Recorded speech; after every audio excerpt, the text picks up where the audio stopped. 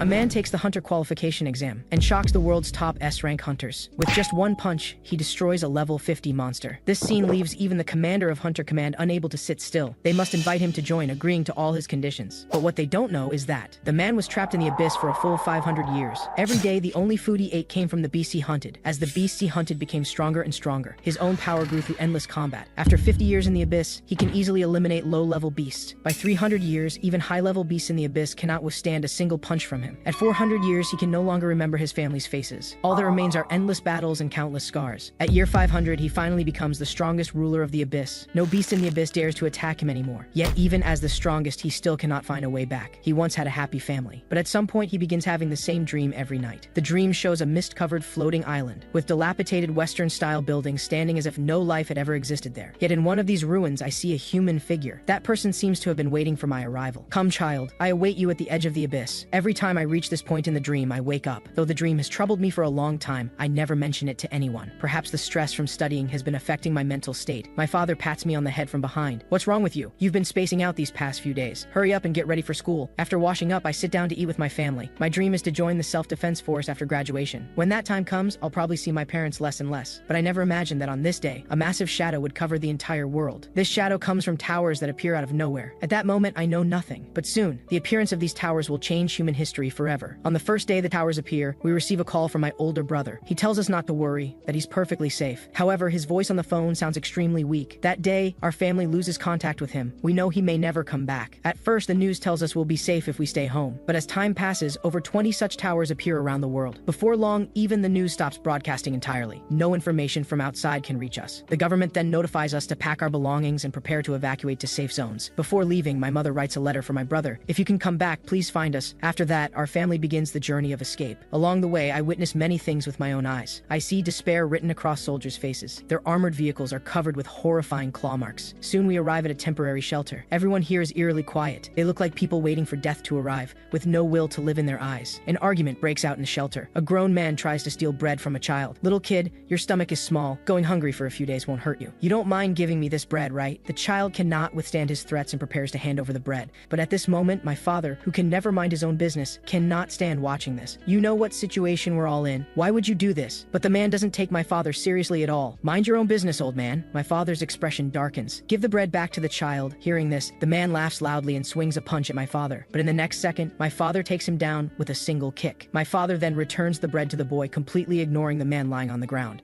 My father gives him a cold look. The bread thief instantly falls silent. He leaves with a threat, "I'll remember this." I recognize the person my father just beat up. He's my classmate. During school, he bullied me almost every day. I've always wished I could get rid of this scum someday. Just then, a military officer rushes in frantically. He orders everyone to evacuate the shelter immediately and board one of the trucks. Some self-righteous person questions the soldier about why, but the soldier has no authority to explain. Just do as you're told. While they argue, a loud commotion erupts outside the door behind them. The soldier speaks rapidly. Run now. Don't worry about anything else. Seeing this, I urgently push my parents to leave immediately. I have a terrible feeling about this. The shelter door breaks open, and several white-haired monsters rush in. The people who were arguing moments ago now flee in panic. These creatures are monsters they've never seen before. Even a fool can tell how dangerous they are. I'm completely shocked by this scene. What on earth is happening? Soon everyone rushes onto the trucks outside. I tell my parents to get on quickly. I'll check if there's space on other vehicles. I turn and run in another direction. But the other vehicle is packed too. There's no room for me. However, I quickly find a truck that's half empty. I leap up and jump onto it. At that moment, a large hand reaches out to me quickly. I hurriedly say thank you, but the person's lips curl into a wicked smile. Isn't it a bit early to say thank you? This gives me a bad feeling. I look up and realize it's the person my father just beat up. Why did it have to be him who grabbed me? The next second, he swings his hand and shoves me off the truck. At this moment, I feel everything is over. My life is finished. My dreams are finished. Countless people trample over my body, but I don't want to die. I hope someone will come save me. I open my eyes and see a crystalline, translucent foot appear before me. Looking closely, that figure is the old man from my dreams. He speaks the words from my dream again. I will await you at the edge of the abyss. The next moment, the scene changes. Everyone around me disappears. Just then, something sharp crashes into the ground beside me. I look up. It's a goblin attacking me. I'm terrified by this sight and immediately turn to flee from this place. The experiences of these past few days push my anger to its peak. The towers that suddenly appeared, the bastard who pushed me off the truck, the mysterious old man, and now this goblin monster attacking me. I know I must fight back or I'll die here. In the next second, I pick up a stone from the ground. I turn and charge at the goblin. If you can kill me, then do it. If you can't, you're the one who dies. After a fierce battle, I kill the goblin. I never expected something that only exists in games would appear before my eyes, and there's a black number on its chest, probably indicating its level. Moments later, a black crystal emerges from the goblin's chest. test. I freeze in place, completely unsure of what to do. However, the crystal seems to have eyes of its own and flies straight toward me. The next second, it rushes into my body at lightning speed. I have no time to react. After I calm down, I notice my wounds are healing. I also feel powerful energy erupting inside my body. It seems that after killing a goblin, absorbing its crystal makes me stronger. Realizing this, I pick up the goblin's weapon. There must be many more monsters like this on the island. I need to hide to avoid being ambushed. But after circling around, I'm surprised to discover that besides that goblin, no other monsters appear here. All the suspicious signs point to the door ahead. This island floats in midair, and at its edge there's a flight of stairs. I peek over and find no monsters at all. I walk down the stairs step by step. This scene feels somewhat familiar, like a level in a game where a skeleton might suddenly appear and push me off. Maybe if I fall, I'll respawn at the starting point, but I'm not willing to take that risk. Reaching the bottom of the stairs, I enter a room. It's different from what I expected. The walls here are extremely ancient. Suddenly, a flame ignites in this room. Behind this flame, there's a door. I don't understand what this means. Am I supposed to enter the door? I look at the text on the stone tablet. I'm certain I've never seen these characters before, yet their meaning flows into my mind. It reads, "The fragile shards and everything possessed by their holders will grant me the right to leave this place." Seeing this message, I smile. To get out, I need to collect all the shards. It seems there's still hope. I'm now filled with motivation. Thinking calmly, that monster wasn't really that strong. With this thought, I slowly push open the stone door. As the door opens, a chilling aura spreads across my entire body. The first floor of the abyss is an area of 900 square meters, with monsters bearing the number 1. The second floor covers 1,800 square meters, with one monster bearing the number 2. The third floor spans 3,600 square meters, and among 4 monsters, one bears the number 3. Shards exist only within monsters bearing numbers. These shards are the key to entering the next floor. The larger the number, the stronger the monster. But as I descend deeper, a worrying problem emerges. These keys become increasingly difficult to find, because with each floor, the area and the number of monsters double. In this abyss, I grow stronger with each monster I hunt. What surprises me is that my physical age doesn't seem to change much. I don't know how much time has passed. Maybe 10 years, maybe 100. Either way, I can now destroy high-level monsters with a single punch. As I continue to descend, the variety of monsters keeps increasing. When I reach the 15th floor, this level has over 1 million monsters. However, I don't fall despite their terrifying numbers. Instead, I fight even more fiercely. When I reach the 30th floor, the monster count has reached 500 million. Finding the key now is like searching for a needle in a haystack. The monsters on each floor seem to value the keys highly and protect them. Some monsters, knowing they cannot defeat me, hide underground. But no matter where they hide, I hunt them down and eliminate them. Eventually, I reach the 99th floor, continuing forward with unwavering determination. The number of monsters on this floor has reached over 2 trillion. I laugh heartily. Since I still haven't found the key to escape, today I'll kill to my heart's content. Massive dragons soaring through the sky are reduced to nothing but bones in an instant. I don't know if time flows the same here as on Earth. I've been here for a full 500 years. The walls are covered with countless marks I've made. Right now, I'm truly exhausted. I've even forgotten what my family looks like. Yet even so, I must get out. This is my only remaining belief, even if my parents are no longer alive. Over these 500 years, I become incredibly powerful. In the abyss, I cannot find an opponent, but fate seems to have played a cruel joke on me. I cannot find a way out. There are only endless islands to conquer. What I don't know is that while I've been trapped in the abyss, the outside world has undergone massive changes. Over 20 towers appeared in the world. Before people could understand them, something unimaginable happened. Countless monsters emerged from within and began slaughtering humans indiscriminately. This day became known as Judgment Day. A few survivors awaken and gain access to a mysterious system. As time passes, more and more awakened ones receive overwhelming power. Humanity is able to rebuild, and the awakened establish the Hunter Guild. Meanwhile, I'm in the abyss chasing a demon wolf. I shout at it to stop running. Let me check if you have a number on you. But at that moment, a chain locks onto the demon wolf, and I hear human language. She just used an advanced teleportation scroll. Stop her quickly. Don't let her complete the summoning. The next moment, the demon wolf rises into the air, wrapped in a massive teleportation force. This scene leaves me stunned. Could that teleportation portal above be the exit? Seeing this, I kick off the ground hard. After waiting so long, how could I possibly give up this opportunity? With a whoosh, I leap upward, following the demon wolf straight into the teleportation portal. But at this moment, the abyss sends a warning. Warning! The abyss cannot summon 2 life forms simultaneously. This makes me curse silently. I won't let anyone block my path. I cling tightly to the demon wolf ahead. I absolutely cannot let it teleport out before me. Meanwhile, in the outside world, a woman is surrounded by several hunters who want to steal the level 60 scroll in her hands. One of the hunters says with a wicked grin, "Hand it over now or I won't show mercy." The woman shouts in terror, "Players can't fight each other. You're breaking the rules." The level 38 barbarian laughs. "Rules are meant to be broken, not to bind us." He then raises his blade vertically in front of the woman, scaring her to tears. The barbarian says viciously, "Just hand over the scroll, and I might let you leave here with all your limbs intact." Seeing this, the woman grabs the scroll behind her. "Since you're treating me this way, I won't be polite either." Seeing this, the hunter's faces turn ugly. She's forcing the summoning. "Stop her quickly." The barbarian holds nothing back, preparing to unleash his full power to kill the woman and seize the scroll. Immediately, a terrifying aura emanates from his body, with lightning crackling around him. Just as his weapon is about to strike the woman's head, the woman quickly dodges his attack and forces the summoning. This makes the hunters feel afraid. If she successfully summons it, no one will be able to defeat this high-level monster. We're doomed. Then they see a bolt of lightning fly out from the scroll. The woman shouts, "Die, all of you. Even if I don't survive today, I'm taking you down with me." An extremely powerful vortex appears in the sky above.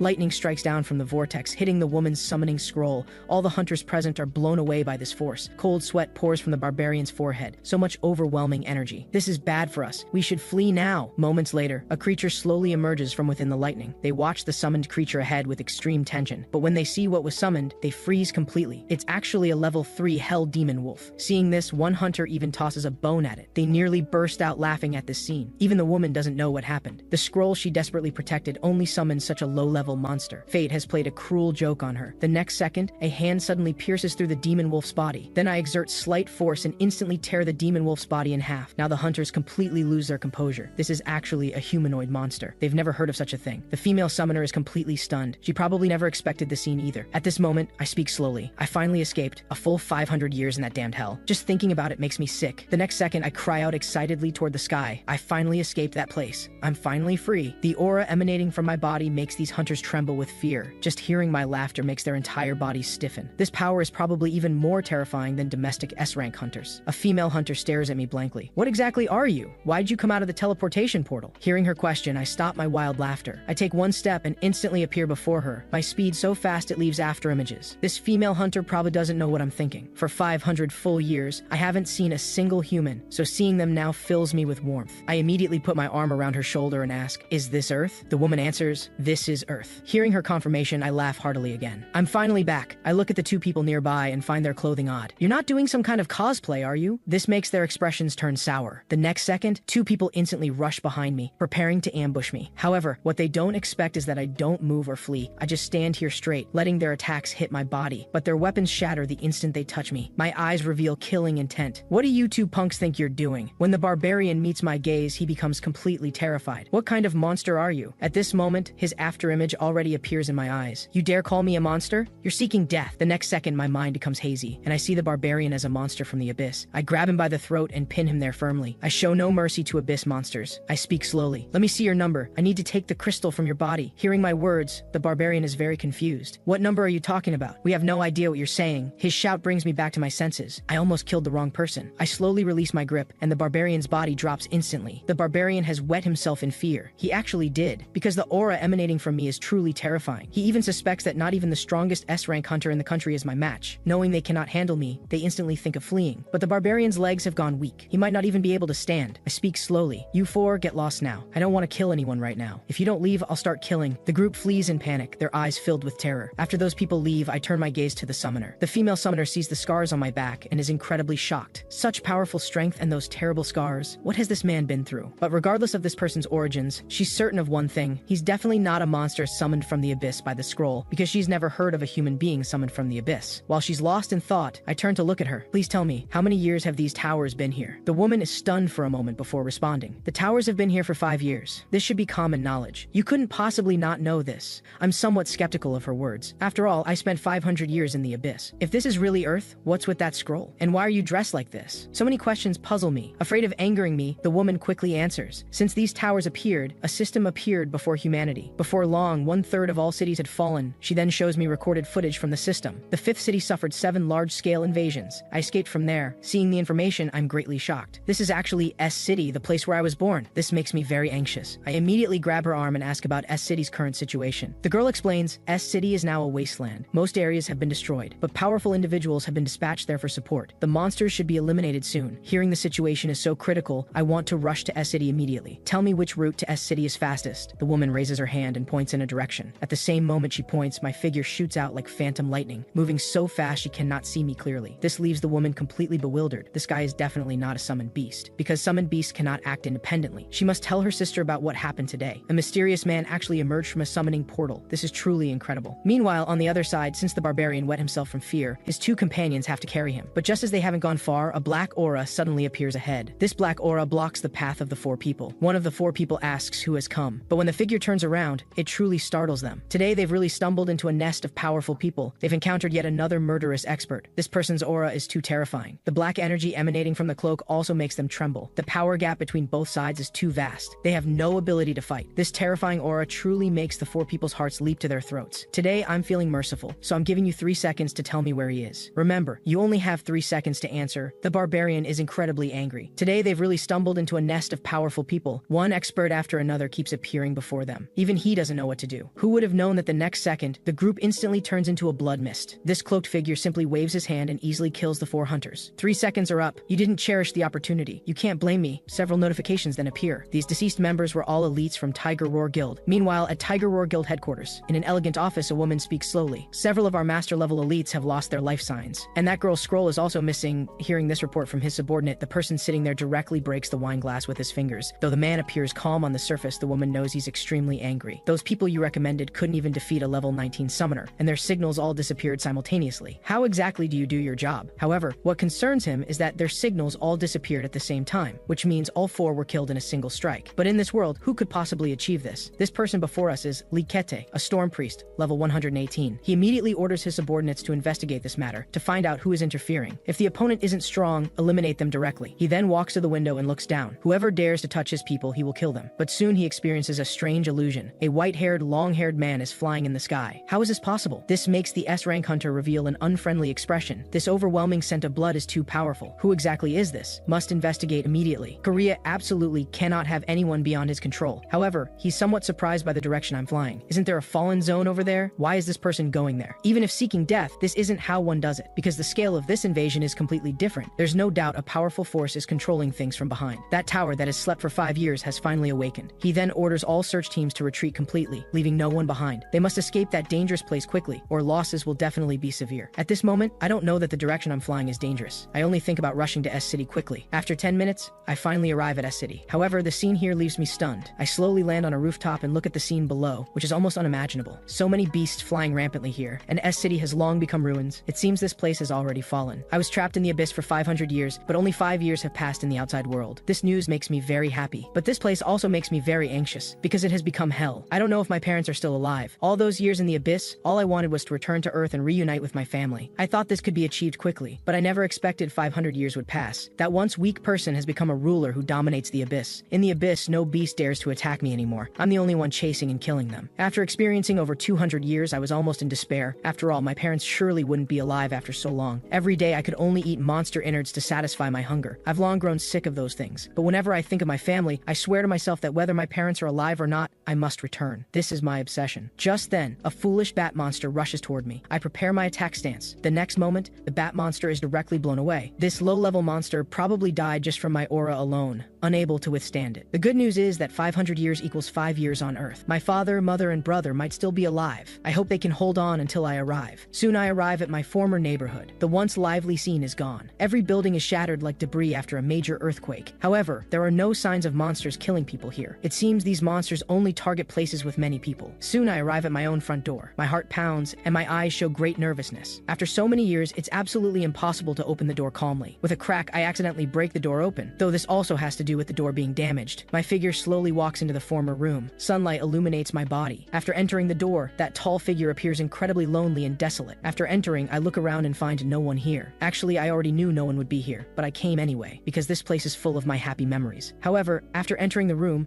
I still make some other discoveries. There's a note on the table. I pick up the note and sit down to read it carefully. It says, "Dear son, everyone says you died, but your mother and father absolutely believe you're not dead. We've organized your belongings and arranged them exactly like your old room. We firmly believe you will return. You must find us. We've even prepared clothes from size small to large for you. All your favorite styles." Reading this, tears streamed down my face. I never imagined they risked their lives to return here and write me a letter. Following my mother's instructions, I open my room's closet and indeed find several sets of clothes inside. Besides this, my mother also left me a map to shelter number 6, along with a photo of us. I don't know why my mother believed so firmly that I could return, but this time, fortunately, she guessed right. I hold the photo album and weep bitterly. 500 years. At 200 years, I had already forgotten what my family looked like, but seeing this photo, I remember everything. The next second, I find a dagger at home. In the dagger's reflection, I see my own eyes. I don't know how powerful I am now. If I can suppress all the beasts in this world, can I end this apocalypse? Using the dagger I found at home, I cut off my long hair. I also change into new clothes. In just a few minutes, I look like a different person. Perhaps I can reclaim the lost time. It's only 5 years. I can still wait. The hair I cut off is like my past. I hope a new life awaits me to start over. At this moment, I've transformed from a disheveled person into a handsome young man. Aside from the scar on my face, I look quite handsome. My current goal is shelter number 6, where my parents went. I will proceed eastward, just as marked on the map, heading straight to shelter number 6. But the entire route has become ruins. Following the original path is definitely impossible. This trivial obstacle poses no challenge to me. During my time in the abyss, I navigated all kinds of bizarre paths. This is just a ruin, so if the original route is blocked, I'll simply forge my own way forward. In the next instant, I launch myself off the ground, propelling my body into the air. The path I'm carving out will actually get me to shelter number 6 even faster. Only one giant bird beast seems to have noticed me. Its razor-sharp talons swipe toward me in an instant, but what it doesn't expect is that with a simple grab of my fingers, I tear its body clean in half. A mere low-level beast dares to block my path, truly asking for death. Whoosh, whoosh, whoosh. I leap continuously across the ruined buildings, shattering structures with each landing. My speed has reached its absolute limit. At this very moment, 2 young men are drinking here. They seem to hear some loud commotion. His companion thinks he must be drunk and hallucinating. Standing guard here is boring enough as it is. How could there possibly be any disturbance? The next second, they're completely stunned. Something resembling lightning streaks past right above their heads. They can't even make out what it is, let alone a human figure. The man on the left raises his hand and points. Did you see what that was? But the other man saw nothing at all, only felt a gust of wind that stung his face. Fortunately, another companion happens to be recording video and captures exactly what just occurred. Their phones appear to be quite advanced, capable of slowing down footage by 300 times. When they review the video, they see me and realize it's actually a person flying through the air. As I race madly towards shelter number 6, I hear a woman screaming below. Several hunters stand in front of the woman. Please forgive me, I just came looking for food. I never imagined there would still be survivors in this wasteland. We haven't seen a woman in so long. The leader is instantly drooling with desire. Don't worry, we're good people. But what kind of good person would have an expression like that? Even a fool can tell he's up to no good. The man claims he won't hurt the girl, but will instead take good care of her. But the girl is already paralyzed with fear, hoping these hunters won't come any closer to harm her. The hunter shoves the woman down. Don't be afraid, we truly mean no harm. Then he reveals a thoroughly disgusting expression. We'll be very gentle. But at this moment, a cracking sound comes from behind. It's the sound of the floor shattering. Some things truly never change. You scum! My eyes fill with murderous intent as I glare at the 3 men. The man seems startled by this scene. Who's playing tricks? Who's there? Show yourself. If you dare interfere, you won't get away easily. As the hunter's words fall, 2 figures behind him charge forward rapidly. One companion wields dual blades, while the other appears to be a knight with a shield in one hand and a sword in the other. Don't get too cocky, you white-haired brat. In the next second, both figures rush toward me at high speed. However, I stand up without any hint of panic. With a slight flick of my arm, I slap one of them directly across the face. With a thud, this person crashes to the ground from my single slap, without even a chance to resist. I sneer inwardly. Small fries like you, I could handle without even lifting a finger. Right at this moment, the other hunter thrusts his sword toward me, but I dodge it effortlessly. His movements are far too slow. As he lurches forward with momentum, I grab his arm. Terror floods the man's face as he feels intense pain radiating through his arm. Next, with slight pressure from my palm, I force his body downward. As he falls, my left knee drives into his face. This infuriates the hunter. Who the hell are you? I'm from Tiger Roar Guild. If you dare lay a finger on me, the guild will never let you go. What he doesn't know is that I just dealt with 4 members from his precious Tiger Roar Guild. I slowly call out his name. Shu Ying Han. Have you forgotten me so quickly? It's only been 5 short years. With that, I brush my hair aside to make it easier for him to recognize me. You personally ruined me before. Have you already forgotten the face you tried to kill? The man is utterly shocked. How is it possible for you to be here? You can't be Choi Yukdu, can you? Shu Ying Han is now completely terrified, crawling on the ground trying to escape while muttering impossible over and over. Yet for every step he retreats, I advance 1 step forward. I want him scared out of his wits. Shu Ying Han shouts in disbelief. Don't come any closer. Why are you still alive and standing here? I chuckle.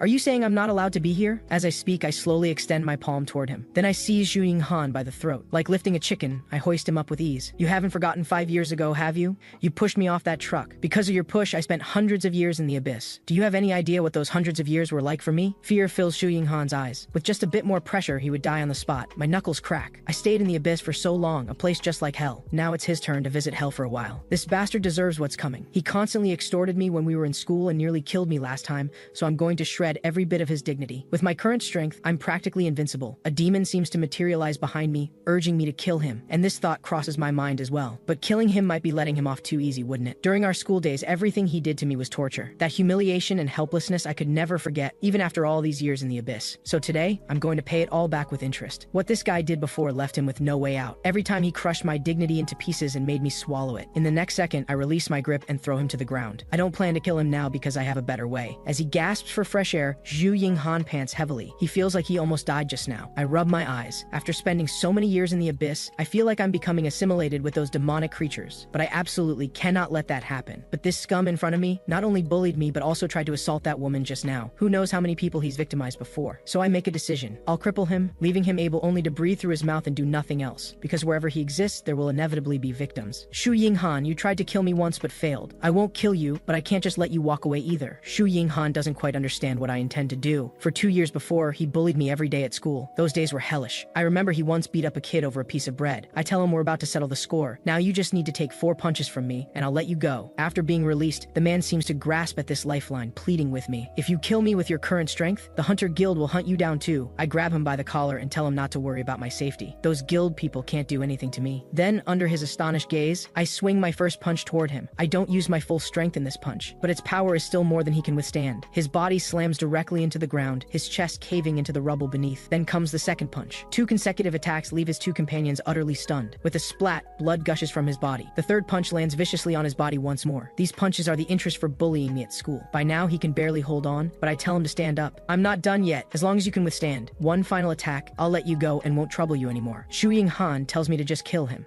After these 3 punches, his body is practically ruined anyway. Living would be meaningless. I didn't tell him to stand up to listen to his nonsense. I stomped directly on his head. Remember, this is the price you pay for what you did to me. With a boom, my foot crushes his head heavily into the ground, grinding down hard. I keep my word. As long as he survives my 4 strikes, I absolutely won't bother him again. After these blows, Shu Ying-han's eyes are blinded. Excruciating pain shoots through every cell in his body. Now with severed limbs and total blindness, if left unattended, he probably won't survive much longer. But I won't let him die so easily. I tell his 2 companions to take him to a hospital for treatment. If Shu Ying-han dies, I'll make sure they meet the same fate. I hope Shu Ying-han knows better than to ever appear before me again. Otherwise, I'll beat him every single time I see him. After saying this, I push off and leave this place instantly. The most urgent matter now is reaching shelter number 6. I must hurry, otherwise my parents could be in danger at any moment. A whooshing sound cuts through the air at such speed that no human figure can be seen. Meanwhile, in the buffer zone of S City, 3 soldiers are chatting here at this moment. They would rather be stationed at the walls than fighting beasts in this place. At this moment, a soldier with the bearing of an officer walks over. Don't be so timid. If a beast appears, you better not wet yourselves. And one more thing, you must remain vigilant at all times because we cannot predict when the beast will appear next. This speaker is First Lieutenant Lee Han-jun. His subordinate reassures him that this is the buffer zone. Beasts from Zone X rarely appear here. We just need to stay alert. But no one expects that the moment his words fall, a beast's tentacle wraps around his entire body. Before the other soldiers can even react, they discover their companion is already dead. The beast that appears now is called Kraken Spawn, level 45, an armored beast. The lieutenant tells them to maintain formation and not to panic. Otherwise, everyone will die. They fire continuously, but unfortunately, their bullets cannot penetrate the beast's armor at all. Fury fills the beast's eyes as it scans the soldiers below, ready to kill a couple more for fun. The soldiers start to panic. This beast's level is far too high. Their weapons have absolutely no effect. If they stay here, they're only marching to their deaths. With a thunderous boom, the beast launches into the air, swiftly leaving its position. Its massive shadow creates an overwhelming sense of oppression. Seeing this, the lieutenant immediately orders his men to spread out. They absolutely cannot cluster together and give it an opening. But little does he know, the soldiers are already panicking, their legs growing weak. In the next moment, as the beast descends, its attack rushes toward the soldiers. A single claw instantly harvests one person's life. As this group of soldiers faces this threat, one brave soldier steps forward, shouting, "Everyone get back!" It turns out he's holding a large pack of explosives. "You damn bastard, today I'm taking you down with me." As soon as the words fall, his body rushes rapidly toward the octopus beast. His companions provide covering fire behind him. Before long, under the covering fire, the octopus beast's movements slow considerably. The soldier finally reaches the beast. When the soldier arrives before the octopus beast, he wants to find a weak point and deliver a fatal blow. But unexpectedly, the octopus beast actually stops attacking on its own. Not only that, fear fills the octopus beast's eyes. Thus, one soldier has his life spared. However, he's still curious in his heart. Why did the octopus beast suddenly stop attacking? In the next second, everyone hears cracking sounds coming from the beast's body. Everyone is extremely surprised. What should have been a pointless slaughter, yet this beast actually stopped on its own. All the team members are incredibly shocked. What on earth is happening? Even the squad captain shows a face full of alarm. He also hasn't figured out what exactly is happening. Fear fills the octopus beast's eyes. This makes them even more confused. They don't know what the octopus beast is afraid of. However, the brave soldier prepares to seize this opportunity and throw the explosive pack at its eyes. This is his only chance. With a light toss, he throws the explosive pack. Immediately, a terrifying explosion erupts. Massive flames engulf the entire body of the octopus beast. However, they're shocked to discover that even such a massive explosion still cannot harm the octopus beast. The reason is actually simple. The octopus beast's tentacles protect its eyes tightly. As long as the eyes aren't injured, this octopus beast won't die. The octopus beast's body advances slowly, approaching one soldier. Veins bulge in its eyeballs. This completely stuns the soldier who just threw the bomb. Such massive power, yet completely unharmed. How is this possible? The other soldiers have already fled in terror, while the octopus beast's tentacles fix on the soldier who threw the bomb. But at this moment, my figure suddenly appears. I stomp directly on the octopus beast's eye, crushing it. The octopus beast that was so invincible just moments ago instantly becomes a corpse. This scene leaves the soldier utterly dumbfounded. The lieutenant's face also shows complete disbelief. Could it be that the cracking sounds the octopus beast made were because it feared his arrival? At this moment, I slowly stand up, my eyes filled with murderous intent. I didn't expect to encounter military personnel here. Perfect timing to ask them how far shelter number 6 is. Even Even now, the lieutenant still finds it hard to believe. This man actually killed with a single strike the beast that survived that explosion. His gaze instantly sharpens. He's never seen anyone like me before. This is definitely S rank destructive power, possibly even beyond S rank. So the lieutenant decides he must identify who I am, no matter the cost. But soon he receives a system notification. Special ability insight cannot be used, most likely because the level gap is too great. The lieutenant is greatly shocked. This is the first time he's encountered such a situation. I've been in this world for several hours now and have learned some basic things, but my system still won't open. The lieutenant at this moment has also exhausted considerable energy, because activating that ability may cost him several years of lifespan. I merely glance indifferently. In that instant just now, I seem to feel someone observing me. Then I slowly walk toward that soldier. I have something to ask him. I want to ask him how far shelter number 6 is from here. The soldier kindly reminds me, from here, it's 10 kilometers north. However, you must pass through Zone X to get there. This brings my confusion to its peak. What is this guy talking about? What is Zone X? It turns out this is where they contain the beast tide. Beasts are concentrated here to minimize combat damage, and many hunters fight beasts there. As I listen to the soldier speak, I also hear other soldiers' voices nearby. Wow, today's drops are all rare items. In the abyss, killing monsters yields black crystals, but I didn't expect that defeating beasts in the real world would also drop treasures. It's just like a game. Having just emerged from the abyss, I have no idea about my own strength level. I ask the soldier, how strong was that beast you just faced? Hearing this, sweat appears on the soldier's face. A level 45 beast is quite formidable. It's not something he could handle at all. Even an entire squad probably couldn't handle it. So a low-level monster from the abyss already puts them in such difficulty? I ask again, how many beasts above level 45 are in the beast nests? The soldier's face immediately turns grim. There are probably no more than 100 in that place. If such beasts were everywhere, humanity would have been wiped out long ago. After finishing my questions, I prepare to leave. This leaves the soldier speechless. Just how powerful must one be to have such tremendous confidence? As I'm about to leave, the soldier hurriedly catches up to me. Wait a moment. I stop and turn my head toward him, signaling him to speak. If it's not too difficult, I can agree to his request. He bows respectfully to me. I hope you can make a trip to Zone X. I know it's very dangerous there, but if there's a hunter as powerful as you, I believe many people could be saved. If I remember correctly, he mentioned earlier that the shortest route to the shelter is through Zone X. I agree quite readily. I'll help you clear out Zone X. Although Zone X isn't on my agenda, I'll be passing through it on my way to shelter number 6, so I'll eliminate those beasts while I'm at it. Not just Zone X, but every beast I encounter along the way will be eliminated. 10 minutes later, at the rear military camp behind the front lines, the lieutenant who suffered backlash earlier slowly regains consciousness. Seeing him wake up, his subordinate soldiers are extremely excited. Lieutenant, you're finally awake. The first thing the lieutenant does upon waking is ask how long he was unconscious. You were out for about 10 minutes, but thanks to the recovery item dropped by the beast, it took effect immediately. Otherwise, sir, you might have been unconscious for much longer. The lieutenant doesn't respond to the soldier's words. Never mind my condition. I want to know, where did the hunter who saved us go? The soldier tells the truth, informing the lieutenant that I headed north. The lieutenant instinctively holds his head. It still aches, and he murmurs the word north, but suddenly he senses something wrong. What did you just say? Say that again. The soldier at this moment also seems to notice something amiss. That mysterious hunter is now heading to shelter number 6. The lieutenant's voice instantly becomes grave. Did he mention crossing Zone X? On this point, the soldier nods. However, judging from his expression, he seemed completely unconcerned about the beasts in Zone X, so he left here without hesitation. After hearing this, the officer turns his head in fury. He's incredibly frustrated inside. After finally encountering such a powerful hunter, he's about to die so soon. Contact Central Command Center immediately. The soldier seems startled. Central Command Center? Lieutenant, are you sure you're not mistaken? The lieutenant's heart races with urgency. There are probably about 10 minutes left. We might still make it in time. During these few minutes, the lieutenant checks his watch countless times. Suddenly, another soldier enters. I've already sent the message via emergency radio. We should get a response soon. However, the soldier has a question. Why Central Command Center? Is there something we don't know about? The lieutenant speaks slowly. This operation is different from previous ones. This information is classified at a high level, so you were not informed. Zone X, which serves as the base for this operation, is not within our beast containment perimeter, but this area is extremely dangerous because it has been designated as a bombing zone. Meanwhile, at Central Command Center, a woman speaks rapidly. Emergency call from BZZ zone. The heavyset man sitting in the central chair slowly says 2 words. Connect. This is Central Commander Hwang Tae-young, a level 58 flame mage. Upon receiving the order, the woman swiftly connects the call. At this moment, Central Command receives an urgent battle report from First Lieutenant Lee Han-jun. After receiving approval to accept, the woman types rapidly on the keyboard. The communication is quickly connected. Communication code WB342. This is First Lieutenant Lee Han-jun. There is an extremely urgent special situation to report. Then the lieutenant recounts the earlier encounter with me. Just moments ago, a mysterious hunter has entered the bombing zone. He is unaware of this operation. Hwang Tae-young stares at him with cold eyes. So you're only here to report your mistake? If that's the case, there will be consequences. Hearing Hwang Tae-young's attitude, he can't help but lower his head. Even as a lieutenant, he cannot afford to offend Hwang Tae-young. The lieutenant feels it necessary to issue an emergency broadcast to notify about the incoming bombardment. The reason the lieutenant insists so strongly is because he believes I'm extremely powerful. He doesn't want to let me die like this. Just now, the lieutenant's words were transmitted verbatim. His words pique Hwang Tae-young's interest. You're saying he's an exceptionally powerful hunter? Then Hwang Tae-young asks a crucial crucial question. If he's such a powerful hunter, then what is his level? The lieutenant doesn't know my power level because when he tried to check, he couldn't detect my information. Hearing this, Hwang Tae-young almost laughs out loud. Is this how you conduct yourself as a lieutenant? A hunter of unknown level who didn't follow protocol entered the bombing zone, and you want me to issue an emergency broadcast for him? Are you joking? At this moment, the woman beside him speaks. That hunter will very likely be dead before any message is even sent. The two continually mock the lieutenant. You may lack brains, but you certainly have talent for comedy, actually contacting us over such a trivial matter. After saying this, he glances at the woman beside him. It seems they haven't been taught enough to stand independently. What kind of teacher is responsible for this? At this moment, they seem to be chatting casually. While I have no position to interfere with your subordinate's actions, this subordinate of yours is rather ridiculous. Furthermore, if I report to superiors that you obstructed operational progress, all responsibility will fall on you. Now you make a decision. In Park Soo-jin's eyes, facing such a formidable enemy,